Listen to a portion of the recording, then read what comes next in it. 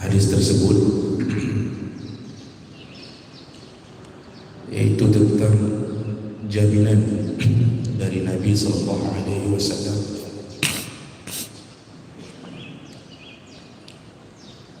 kepada beberapa orang yang mengamalkan amalan, yaitu diantaranya orang yang mengunjungi atau menjenguk saudaranya yang sakit, atau dia keluar dari rumahnya untuk mengurusi jenazah saudaranya,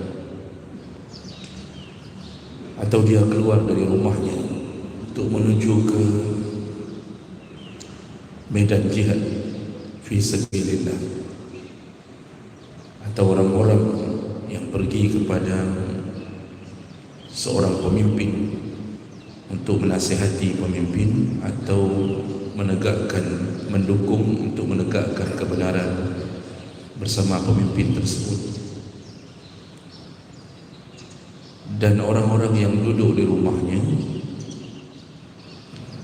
untuk menghindari keburukan dari tangannya dan lisannya kepada orang lain. Jadi 5 amalan ini dijamin akan mendapatkan perlindungan dari Allah Subhanahu wa taala, sekaligus Allah menjamin surga. Jadi ini yang kita bahas di pertemuan kita yang lalu. Kita lanjutkan berikutnya. Kita akan lihat hadis dari Abi Hurairah radhiyallahu anhu an Nabi sallallahu alaihi wasallam qala, Rasulullah sallallahu alaihi wasallam berkata, la yajtami'ani fin nar ijtima'an yadurru ahaduhuma al-akhar. Kata Rasulullah, tidak akan berkumpul di dalam neraka di antara 2 perkara yang saling membahayakan. Tidak akan berkumpul di dalam neraka di antara 2 perkara yang 2 perkara itu salah satunya membahayakan yang lain. Nah, apa maksudnya? Kita akan mengetahui maksud Nabi ini setelah kita melihat yang dicontohkan oleh Nabi. Yang pertama, yang tidak akan berkumpul di dalam api neraka, yaitu muslimun qatala kafiran summa saddadal muslim wa qaraba. Tidak akan berkumpul di dalam neraka seorang muslim yang membunuh orang kafir, summa saddadal muslim, kemudian orang Islam itu berlaku lurus, wa qaraba, dan dia mendekatkan dirinya kepada Allah. Nah, ini berarti Nabi mengatakan di dalam neraka itu tidak berkumpul seorang muslim yang membunuh orang kafir. Apa maksudnya lagi ini? Kalau seandainya kita melakukan jihad fi sabilillah, tentu yang kita bunuh adalah orang kafir. Maka si pembunuh dan yang terbunuh itu tidak akan berkumpul di satu tempat. Siapa si pembunuh? Seorang muslim. Siapa yang dibunuh? Orang kafir. Alasan apa dibunuh? Alasan karena kafir ini memerangi umat Islam, kemudian juga sekaligus perang yang terjadi untuk menegakkan kemuliaan Islam. Tidak akan berkumpul keduanya di dalam neraka. Si Muslim walaupun dia yang membunuh, tapi karena yang dibunuh adalah orang kafir, malah si Muslim itu mendapat pahala yang besar. Dia telah membunuh musuh Allah, maka kemudian dimasukkan dia ke dalam surga. Sedangkan si terbunuh, yaitu orang kafir, walaupun konotasinya seakan-akan dia menjadi korban, tetapi malah dia yang masuk neraka. Dia dibunuh lalu dia masuk neraka. Artinya mereka tidak akan berkumpul di satu tempat, tidak akan berkumpul di surga, tidak akan berkumpul di neraka. Satu di surga, satu di neraka. Ini memberi sebuah kekuatan pada kita bahawa kalau di medan perang, yang perang itu perang fisabilillah, maka tidak perlu ragu untuk membunuh orang-orang yang menjadi musuh Allah. Kalau kita menang, kita dapat pahala. Kalau kita mati pun di medan perang, maka kita dianggap syahid. Jadi ujung-ujungnya tetap kita ini menang tak menang tetap dimuliakan Allah. Malah kalau kita yang dibunuh, kita dalam surga. Si kafir yang membunuh kita, dia tetap dalam neraka. Nah, ini maksud kalimat pertama, kata Nabi, tidak akan berkumpul dua perkara di dalam neraka. Walaupun di dunia salah satunya membahayakan yang lain. Dan itu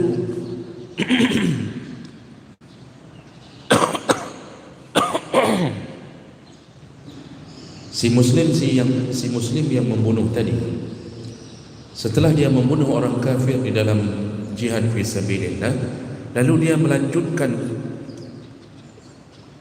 istiqamahnya dalam agama. Makanya kemudian Nabi mengatakan summa saddada al-muslim wa qaraba. Setelah berjuang, dia tetap berjalan di atas jalan yang lurus dan dia tetap mendekat kepada Allah. Artinya sampai mati pun dia tidak menjadi kafir. Kalau si muslim ini setelah membunuh orang kafir di medan perang, lalu kemudian ujung-ujungnya dia juga murtad, maka otomatis mereka akan berkumpul. Berarti kumpul di dalam neraka. Yang satu kumpul dalam neraka karena terbunuh di medan perang sebagai seorang kafir, yang satu matinya sebagai seorang murtad, padahal dulu dialah yang berjuang. Jadi syaratnya si muslim ini tetap di dalam agamanya sampai mati, maka dia akan dimasukkan ke surga, lalu korban-korbannya dimasukkan ke neraka. Nah, Bapak Ibu, perlu kita ketahui bahawa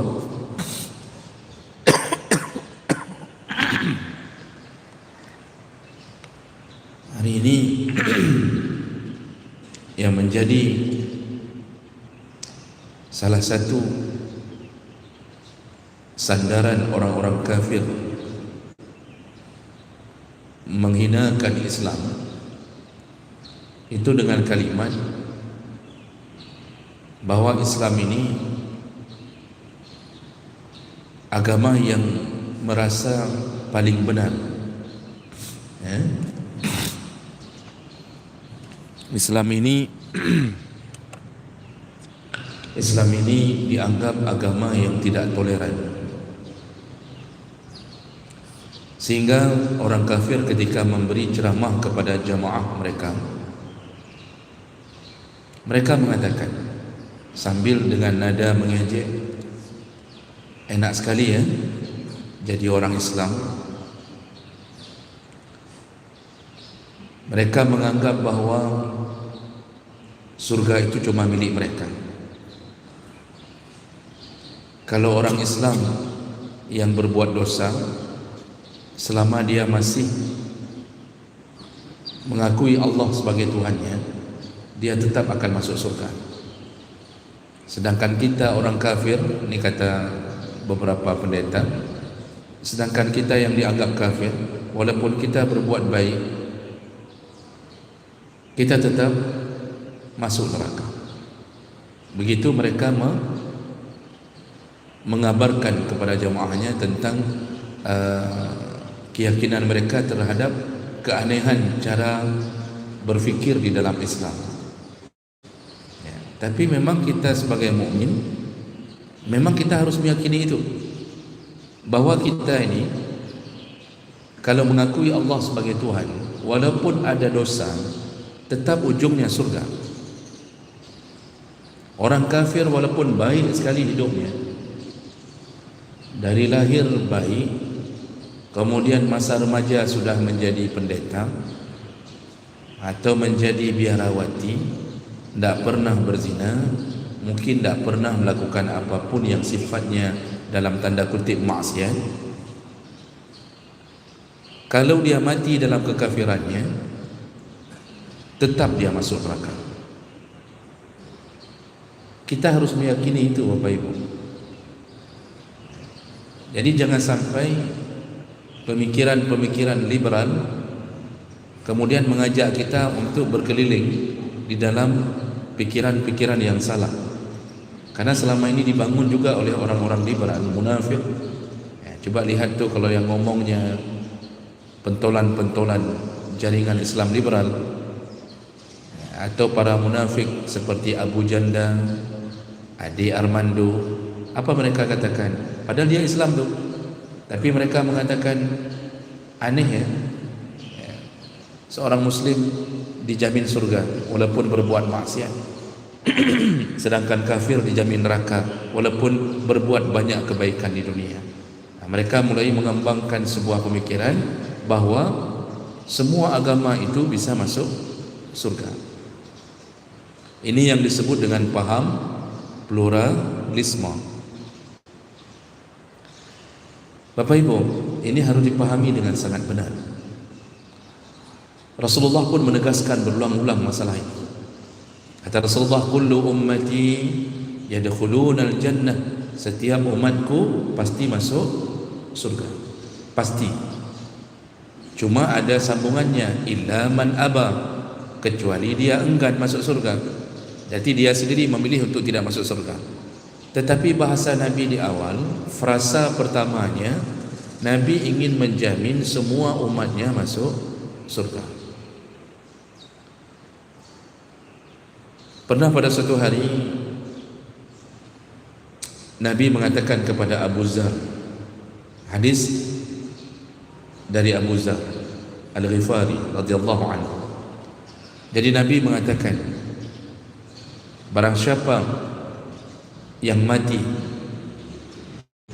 walam yusyrik billah, man mata walam yusyrik billah syai'an, dan dia mati dalam keadaan tidak mensyirikkan Allah dengan apapun, dakhalal jannah, wajib masuk surga. Nah, di situ Nabi ingin menegaskan, selama kita mati tidak mensyirikkan Allah, tetap mentauhidkan Allah, tetap surga. Lalu Abu Zar bertanya, wa in zana wa in saraqa, ya Rasulullah, walaupun si mukmin itu berzina dan mencuri, maksudnya kalau dia mukmin tetapi kerjanya berzina dan kerjanya mencuri, apakah dia tetap masuk surga? Apa jawaban Nabi?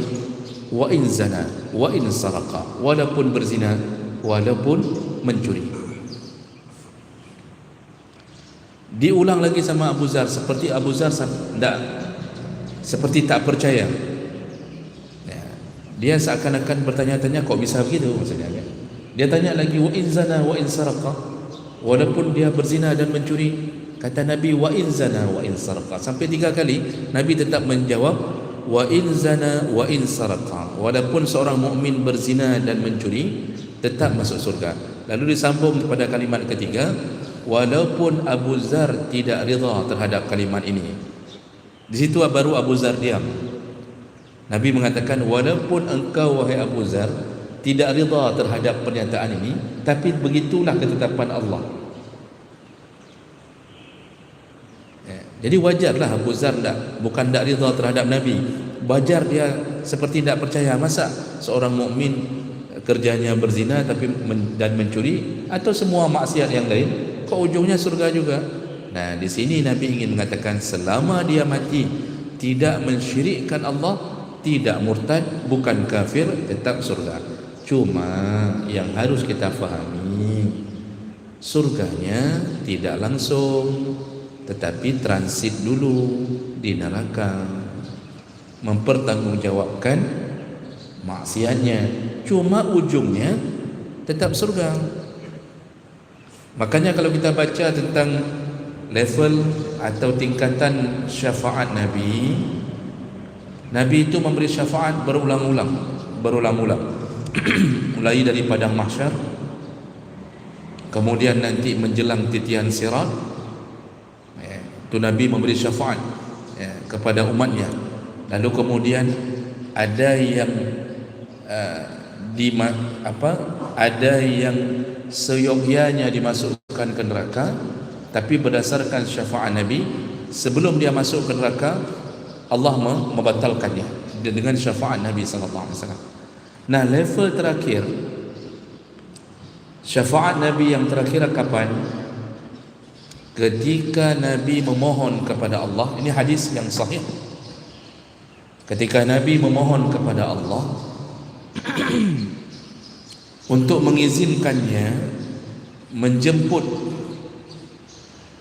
atau memberi syafaat kepada semua umatnya yang sedang disiksa di dalam neraka. Disitulah Allah kemudian mengatakan, Muhammad, silahkan ambillah, jemputlah semua yang di dalam neraka, yang di dalam hatinya masih ada kalimah la ilaha illallah. Jadi ini umat Muhammad yang ahli-ahli maksiat ni, yang pemain judi online, suka ganggu isteri orang, mencuri di rumah tetangga, yang suka memakai narkoba, sabu, suka menipu, yang suka memakai ijazah palsu. Itu semua itu setelah diproses oleh Allah di dalam neraka, lalu kemudian dijemput oleh Nabi SAW. Kenapa dijemput? Di dalam hati mereka ada kalimah la ilaha illallah. Artinya semuanya yang tidak syirik tetap masuk surga, tetapi transitnya itu, sehari transit di dalam neraka sama seperti 1000 tahun yang engkau hitung. Satu hari transit di neraka sama seperti 1000 tahun yang engkau hitung. Jadi kalau Allah vonis sehari, berarti kita di neraka itu, na'udzubillah, 1000 tahun. Dan api neraka, kata Nabi, lebih panas daripada api dunia 70 marrah, 70 kali lipat. Api di neraka lebih panas daripada api dunia 70 kali lipat. Api dunia saja kita sudah tak tahan, apalagi api di neraka.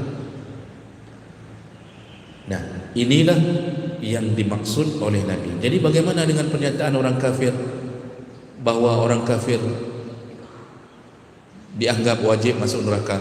Karena mereka dari awal tidak mengakui Allah sebagai Tuhan. Saya sering memberi analogi begini, Pak.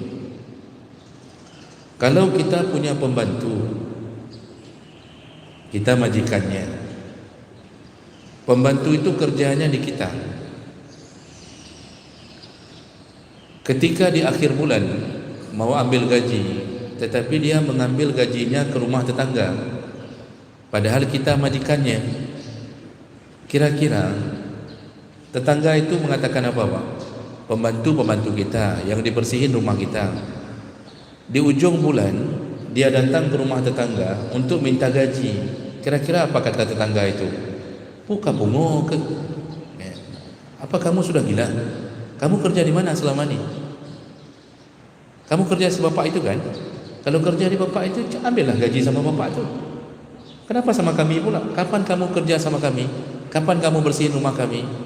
Nah, itu menunjukkan apa?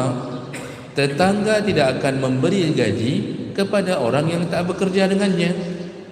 Ini konsep ini mau kita berikan informasi kepada orang kafir bahawa selama ini kamu kerja sama siapa? Bukankah kalian selama ini bekerja untuk Tuhan Yesus? Untuk Tuhan Siddhartha Gautama? Bukankah kalian selama ini berbuat baik untuk mengharapkan dewa-dewi di dalam Hindu, Wisnu, Shiva dan Brahmana? Berarti mereka bekerja berbuat baik selama ini bukan untuk Allah Subhanahu wa taala. Kita yang mengakui Allah. Makanya Allah nak mau memberikan surganya. Kalau Allah tak berikan surga, sedangkan Tuhan lain waktu itu tak ada, satu-satunya tempat selain surga yang ada di akhirat adalah neraka.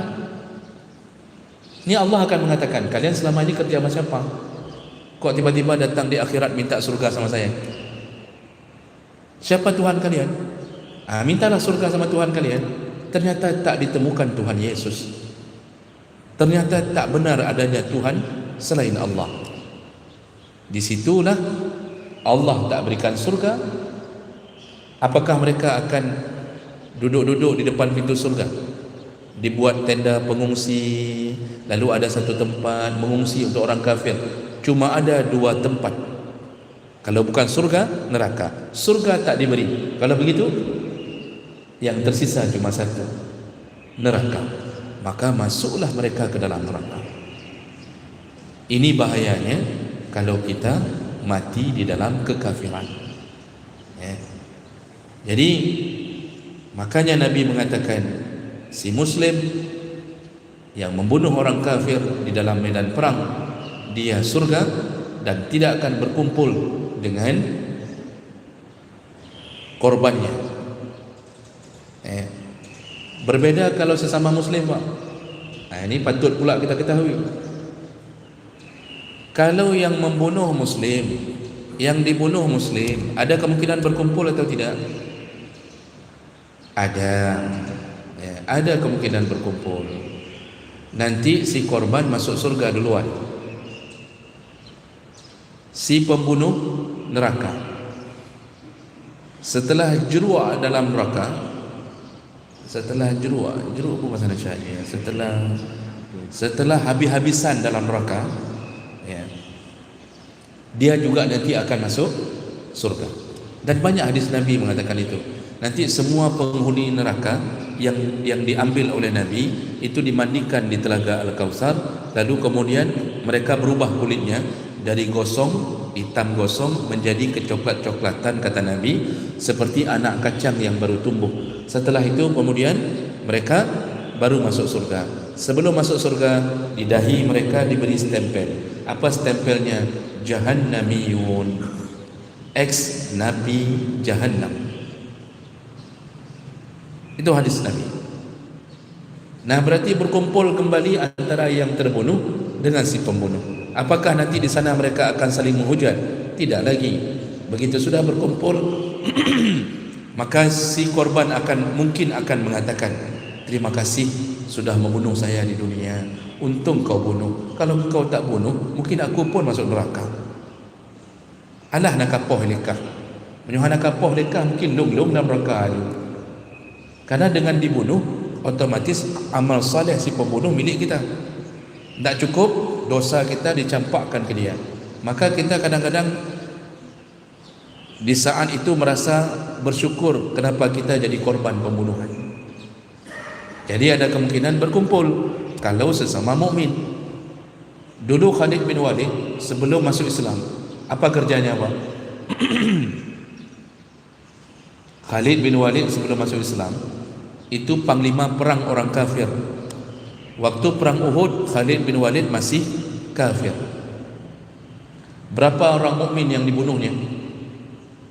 Setelah terjadi kekacauan gara-gara pasukan pemanah turun dari bukit, di bukit Uhud, Khalid bin Walid melihat keadaan itu segera membalikkan pasukannya untuk menyerang kembali, karena tidak ada lagi yang jaga di atas Bukit Uhud. Terbunuhlah kaum muslimin 70 orang. Ada yang mengatakan 73 orang. Siapa panglima perang dari kafir yang membunuh kaum muslimin pada waktu itu? Khalid. Kemudian nanti ujungnya dia masuk Islam, lalu dijadikan panglima perang oleh Nabi sampai diberi gelar Saifullah. Khalid itu pertama dia tukang bunuh orang mukmin, ujung-ujungnya dia pula menjadi orang mukmin, lalu dia mati di dalam imannya. Akhirnya apa yang terjadi? Berkumpul tidak antara korban yang dibunuhnya dengan si pembunuh? Berkumpul. Jadi yang tidak berkumpul apa? Kafir dan mukmin tidak akan berkumpul.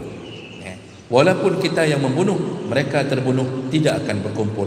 Kita tetap dalam surga dan mereka dalam neraka. Tapi syaratnya itu terjadi di medan jihad fi sabilillah.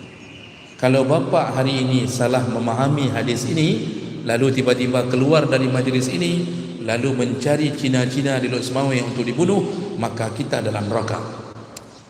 Mereka pun dalam neraka. Kenapa? Karena kita membunuh tanpa hak. Orang kafir yang wajib dibunuh dan boleh dibunuh hanya kafir harbi. Sedangkan kafir zimmi, kafir musta'man dan kafir mu'ahid itu semuanya haram dibunuh. Ini orang-orang kafir yang hidup sekeliling kita apa? Buddha, Hindu, Cina-Cina itu, baik Linda Keramik, siapa lagi apa? Macam-macam tu si Alimin, macam-macam ya. Tak apa, boleh kita pukul. Oh, tak boleh. Mereka tak mengganggu kita apa? Mereka hidup sendiri. Ya, tak mengganggu kita. Tak boleh. Jadi yang boleh dibunuh di medan perang bersama kafir harbi. Nah, sedikit lagi. Lalu Nabi lanjutkan. Itu yang pertama yang tidak akan berkumpul dua perkara. Kemudian kata Nabi, wala yajtami'ani fi jawfi 'abdin. Tidak akan berkumpul di dalam tenggorokan seorang hamba. Tidak akan ada dua perkara yang berkumpul di dalam tenggorokan seorang hamba. Apa dia? Ghubaru fi sabilillah wa dukhanu jahannam.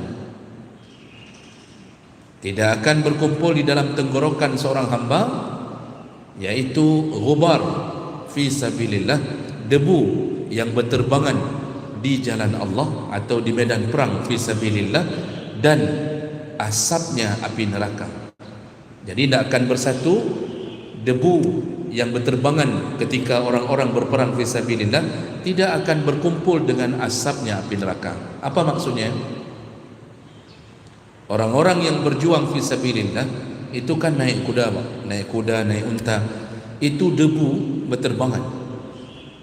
Itu waktu di situ tusuk menusuk, bacok membacok. Debu berterbangan di saat seperti itu. Apalagi perang dulu kan di padang pasir. Akhirnya mereka ini terkena debu sampai akhirnya mati syahid. Debu-debu itu dihargai oleh Allah Subhanahu wa taala dan mereka dimasukkan ke surga, tidak akan pernah berkumpul dengan asapnya api neraka. Artinya yang meninggal di medan perang tidak akan pernah masuk ke dalam neraka. Tidak akan pernah berkumpul antara debu orang yang berjuang fi sabilillah dengan asapnya neraka. Itu yang kedua. Kemudian yang ketiga, wala yajtami'ani fi qalbi 'abdin. Ini yang terakhir. Tidak akan berkumpul dua perkara di dalam hati seorang hamba. Apa dia? Al-imanu wasyuhu. Iman dan syuh. Tidak akan berkumpul di dalam hati seorang hamba iman dan syuh. Apa itu syuh? Kikir. Kalau kita sering mendengarkan kalimat kikir, Pak, itu ada dua yang sering disebutkan. Yang pertama bukhlun, atau orangnya bakhil. Bukhlun itu kikir untuk orang lain. Dia kikirnya untuk orang lain. Kalau untuk orang lain dia tidak mau beli. Tetapi kalau untuk dirinya sendiri dia masih beli. Itu namanya bakhil. Kalau dia mau makan enak, dia beli kalau untuk dirinya sendiri. Tapi yang dia tidak mau kasih untuk orang. Nah, ini disebut dengan bakhil. Tapi kalau syuh, itu lebih tinggi daripada bakhil.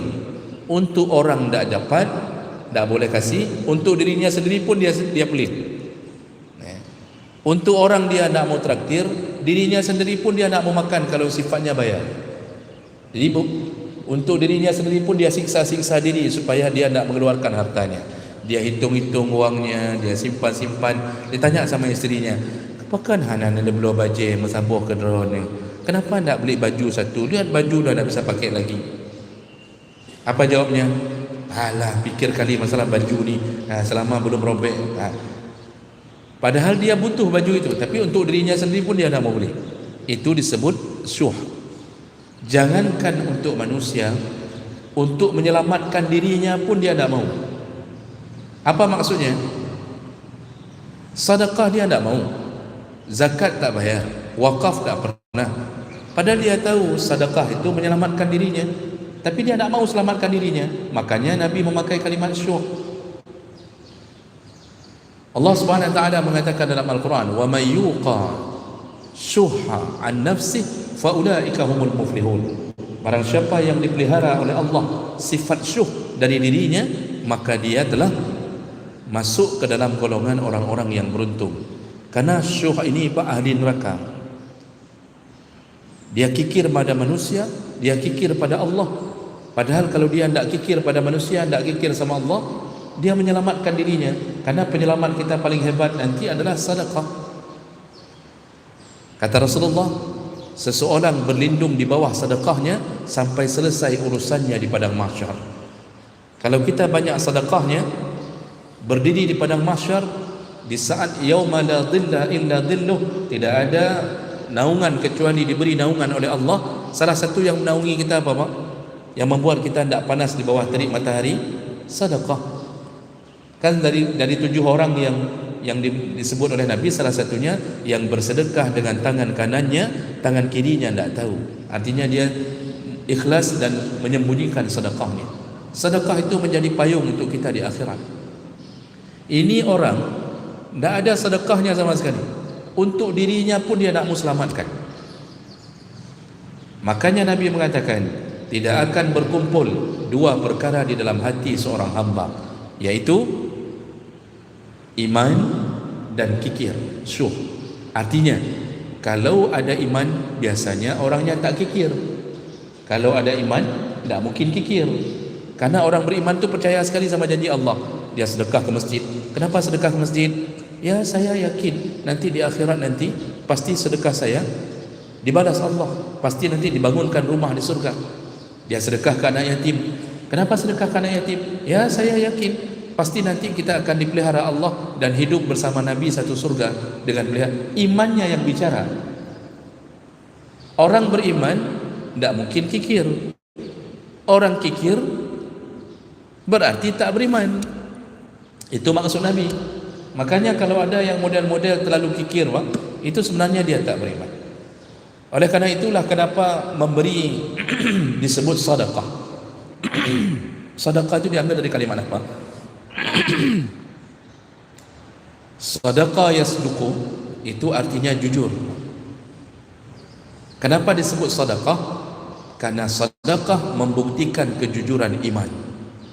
Maka kalau kita mengaku mukmin, beriman, tapi kerit mati, itu belum beriman.